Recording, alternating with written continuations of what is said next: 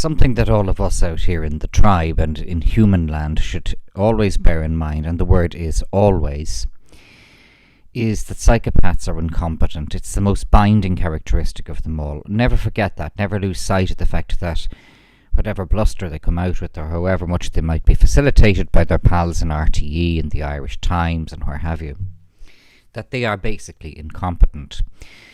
I remember in secondary school there was a teacher who, for 3 years in secondary school, had made my life a living hell. Now, many years later, I confronted her properly. But I remember there was a dinner at the end of 6th year organised by one of our teachers, and she attended it, and she tried being nice to me, and I said to her, why are you being nice to me now when you weren't nice to me for 3 years? Because earlier she said, I didn't treat you very well, did I? But sure, these things happen in life, don't they? And what had happened with that woman was she had realised that first of all, I wasn't stupid, and secondly, that the other teachers respected me because I was well behaved.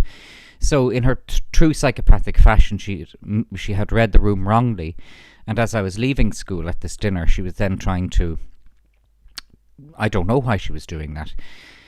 She's a psychopath, or she's dead now, thankfully, but it would be because possibly the school relies very heavily on its past pupils for hustling them, for shaking them down for money. So if she had actually, I was then in this transition, the final few weeks of 6th year, and, you know, I've never given them a penny since I left, but if she could be seen as to blame for having turned off a past pupil, well, then she wouldn't do very well in the school community. When she eventually died, the school, when she retired and when she died, there was no commemoration of her from the school. So I think that speaks for itself. But that's psychopaths for you. So she was an incompetent teacher. I remember that about her. She was a downright incompetent teacher. And they're incompetent. So now what we're seeing online is Simon Harris, our former Minister for Health and our present Minister for Education, coming out with fairly childish tweets in which he says that anybody who agrees with the far right, that's his term, should be removed from Twitter and is an enemy of the state. And something similar to that. And the tone of Harris's tweets, it's interesting to read them. They do read like a 9-year-old. Simon Harris is an epitome, a classic example of what Thomas Sheridan described as the weak, spineless, cowardly, middle-class Irishman. Yes, Harris is that. Were it not for the fact that he is a government minister because he was an enabler of Varadkar, he got his seat on the 15th count or something in the 2020 general election, but unfortunately enough people are stupid enough to vote for Harris. What I said at the time was, if the Irish people let Fine Gael back into power, they deserve everything they get. They let Fine Gael back into power, they're getting everything they deserve. Harris is the epitome of the weak, spineless, middle-class, cowardly, incompetent Irishman. You know, and Harris wags his finger at these nasty far-righters from Twitter and from the relative security, at least in his mind, of being a government minister. If Harris were not a government minister, he's somebody who would be pushed aside at the bus stop. I mean that. And Thomas talks about this type of man. Owen Harris has referred to it before in the Sunday Independent as the Wirra man. Oh, Wirra. So while Thomas is right in identifying the phenomenon, he's not the first. We've been talking about Wirra men for a very long time. That's what Harris is. He is a Wirra man. Oh, isn't it terrible? Wirra, isn't it terrible? So it is. Oh, this is what we're up against. This is what we're dealing with here. And unfortunately, at least for the time being, they are still the mainstay of those normies who watch RTE and are keeping everything going. There was a good video by Thomas a while ago about the meat golem. I'll just go and check its name. Programmed meat robots. And it's an interesting video. It's a typical Thomas video. It's very watchable and enjoyable and entertaining. He talks about now how Varadkar, about 2 or 3 weeks ago, announced that the lockdown will be going on up to May. And this was reiterated today beneath the kind of radar of all of the noise on the mainstream media about incidents in Grafton Street on Saturday.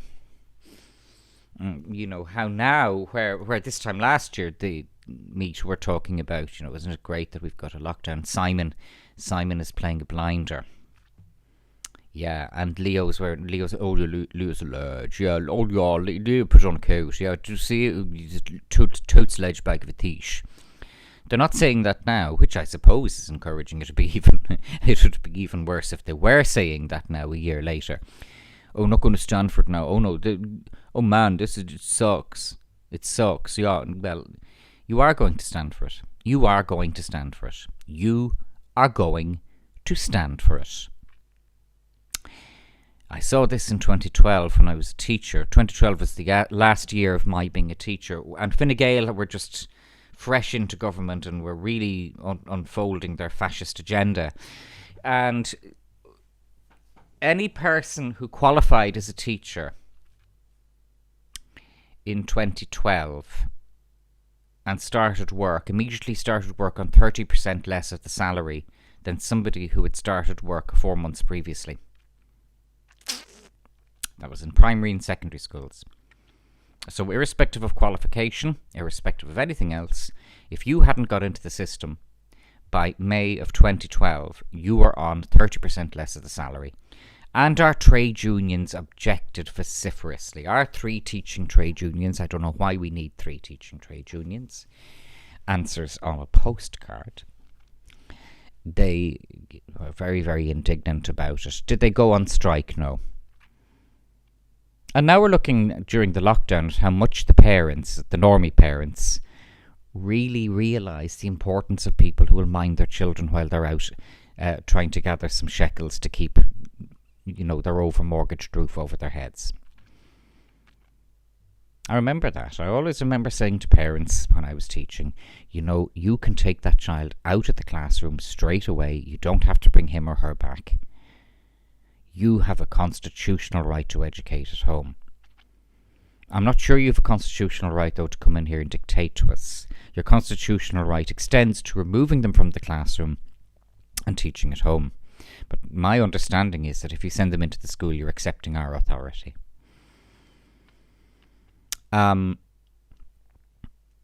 So the teaching unions are probably have the most latent power of any trade union in Ireland. There was their chance when Fine Gael came in, and teachers who were qualifying and who started work in 2012, September 2012. I actually stopped work then. I had started very much in the old scale. I was one of the big beneficiaries of Croke Park, actually. These teachers were newly qualified and entering the profession of teaching in September 2012 were on 30% less of the salary of somebody who might have started, shall we say, in May of 2012. The unions should, in my opinion, have gone on an all-out indefinite strike. The government would have capitulated in 10 days. I know how they work. They would have... No, it wouldn't have been 10 days. It wouldn't have been 10 days. But no, the unions were worried over it. Oh, it's terrible. It's a disparate way to treat newly qualified young teachers. That is because the unions are comprised of 2 types of people: professional unionists and permanent middle-aged teachers. That's who are in the unions. The reason, and the only reason why I did not kick up a stink over that, was because I did not suffer from it. So you can't go into court with something you haven't suffered from. A judge would be saying to me, hang on, you're not one of those newly qualified teachers who came in September 2012. Could you just get out and we'll wait for somebody who is one of them to come in? That would be the reckoning behind a lot of people not getting standing to bring judicial reviews or constitutional challenges or so like. That's the reckoning that the courts use. It's crude, but it's probably a sound reckoning when you think about it. So I did, though. I opened my mouth all the time. I said to people, this is the one time now that our unions should be pulling the plug and going out on strike. But no. And I said they're not going to. And do you know what? They didn't. They didn't. Now, that was not... I left teaching in 2012. My last teaching job was in May of 2012. I finished being a high school or secondary teacher in 2012. I have to say I don't regret it because our curriculum has been narrowed now. I trained to teach English and history. I also taught a bit of Irish. I taught drama. I taught Civics class with me was fun because I always taught them their rights and how to respond if you're arrested, how to get legal aid, all this kind of thing. That wasn't quite on the curriculum, but I kind of wrote my own book there. And I taught, when you're a secondary teacher, they'll have you teaching all class of subjects. The only one I didn't really teach was maths because I can't count. But our curriculum, I trained to teach English and history primarily. That was my BA degree. Our curriculum now is just two things: climate change and racism. So I'm not needed. It's okay. I'm not needed in that particular profession anymore. No, I'd much rather stay at home in the dole and look after my 90 and 91-year-old parents. I think that suits me better. Because somebody, in all earnestness, somebody has to look after them now. So it might as well be me. And they provide me with a very high standard of living in a lovely home. So it's a trade-off between them and me, my mum and dad. So it's okay, it's cool. The idea now of going to schools, we're now NEFIT in Ireland here. We're talking about compulsory masks for primary school children. That'll pass. You watch that happen. What's going to happen? Oh, it'll be disgraceful and the parents don't tolerate it. They will tolerate it. Okay? They will tolerate it. Wirra. So exactly what Thomas says. Cowardly, spineless, middle-class men who want to be seen to be respectable and who are propping up the system.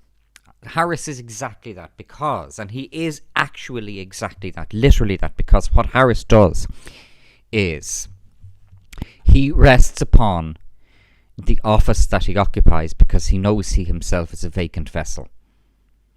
I remember another teacher in secondary school who was exactly like that. His job in the school and all the extracurricular stuff that he did in the school, that was his one chance to be a big important person. Otherwise, he knew he was insignificant. We're all insignificant, just some more than others. And he was an insignificant individual. And Simon Harris is an utterly meritless, insignificant individual. So all he can do is wave the bauble, the empty bauble of his office as minister, for whatever he is now, Minister for Education. Yeah, only thinking now I'm glad I've left teaching, yes. He waves that empty bauble around because he knows people hate him. They dislike Harris. Harris, I'll just remind you all, said that the reason why it was called COVID-19 was because there was 18 variants before it. He then goes on Twitter or Instagram and says, I made a boo-boo. No, sorry, I have to do his voice. I made a boo-boo. I cannot do that squeaky voice. I think they lower it digitally because it's so high-pitched it is actually beyond our frequency. I made a boo-boo, said Harris, about the fact that he, in his capacity as Minister for Health, not Junior Minister or Assistant Minister, but our Minister for Health, said that there were 18 variants of COVID before we came to COVID-19. What that shows is that the man is incompetent. What it also shows is that the man is a liar. That was the point at which the mainstream media should have been hammering Harris, were they? No. Here's something interesting. I was reading one of the Sunday papers yesterday. Well, now we're into Tuesday. It's 1:38 in the morning. But on Sunday, gone out, I stayed at home. I always stay at home, completely at home. I don't leave on Sunday. I don't go beyond the grounds of our house on Sunday because we get the 2 Sundays delivered. So I have them at coffee and I have a lie-in. And, one journalist was talking about, and she used this word, lickspittle mainstream media. I wonder where she heard that. Lickspittle mainstream media. Anyway, she was talking about the lickspittle mainstream media and how, they're not asking the important questions. This is a very senior journalist. I won't name her. That is the rats deserting the sinking ship. That is as good in its own way and as significant as John Williams' The Truth Matters last year. I was talking to my mother, we were just having a cup of tea now, about The Truth Matters. John Williams is 500,000 or whatever many millions it cost video about The Truth Matters, and don't be listening to all those bad people out there on social media. And I said to Mum, who is that for? I said to Mum, Thomas said that was a memo to the vegan corner of the canteen in RTE. I said, because anybody who's following social media is not going to watch that video and say, oh, my bad, oh, dear. How could I have been so stupid to follow all those bad people on social media, where instead I should be listening to Joe Duffy, O'Rourke and Claire Byrne? Gosh, where did I get it wrong? So who is that video, The Truth Matters, and the very expensive full-page newspaper ads paid for with your license fee, The Truth Matters? Who is that for? Who is supposed to benefit from that? But that goes to show how out of touch they are. And they are out of touch. One particular Colette something or other. They're always called Colette. Colette this and Colette that. Colette put up a tweet saying, "Is there even a hard left in Ireland?" I'll just say that one more time. Is there even a hard left in Ireland? Oh dear. Oh dear. Every single one of the parties in the Dáil is promoting a number of things. They're promoting the woke agenda. But what that means is they're promoting open borders, unvetted mass immigration, and no deportations of illegals. That's now become official policy. So somebody gets in here illegally and they stay long enough, they get to stay. So they are rewarding intransigence and they're rewarding crime. All on your taxes. Criticise it and you're racist. We are rewarding criminals because that is the definition of a person who's an illegal immigrant. Anybody forget the word illegal? So now if somebody is in direct provision and they apply for asylum in Ireland or they apply for citizenship and they're turned down, they get to stay anyway. Whether it's true or not that they get free forever homes after 4 months, and I have to read that white paper before I make any comment. I will not comment until I've read the white paper. I was doing a lot of housework today and a lot of gardening today, so I didn't get quite around to reading a white paper on direct provision. No. But there is a perception that has taken hold out there that illegal immigrants get housed after 4 months. Now, considering the amount of money that they waste and spin, particularly for Radker, you'd think that they'd be getting on top of that one, wouldn't you?